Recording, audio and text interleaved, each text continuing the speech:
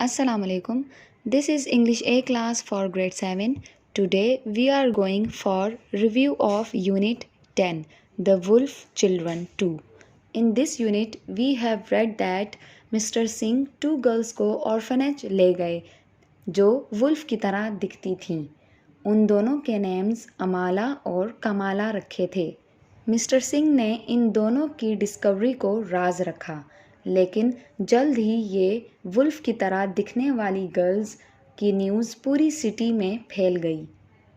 ये दिन में खामोश रहती थीं और रात को एक्टिव हो जाती थीं। ये रॉ मीट खाना पसंद करती थी और वुल्फ की तरह ही रहती थी।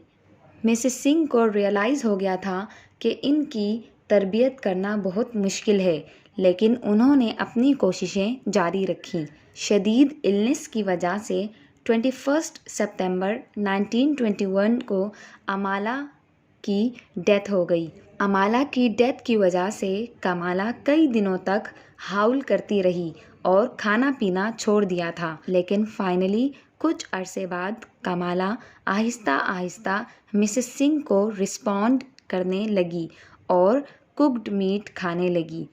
1922 के स्टार्ट में कमाला अपने नीस पर वॉक करती थी और कुछ मंथ बाद वो फर्स्ट टाइम अपनी लेग्स पर खड़ी हो गई। मिसेस सिंह के लिए ये एक खुशी की बात थी। कमाला ह्यूमंस की तरह बोलने की ट्राई करती रही। वन डे मिसेस सिंह को ऑर्फनेज से जाना पड़ा क्योंकि उनकी आंट की तबीयत बहुत ख़राब हो गई थी, जिसकी वजह से कमाला फिर से अपने वुल्फ वाले तरीक़ों पर पलट गई। वो मिसेस सिंह को बहुत याद करती थी।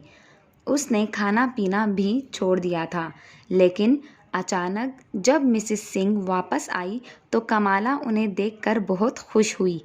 कमाला ने ह्यूमन से प्यार करना सीख लिया था। 4 नवंबर 1922 में कमाला की भी किडनी फेलियर की वजह से डेथ हो गई। Okay students, now underline the difficult words, focus on their spelling, pronunciation and learn them by heart.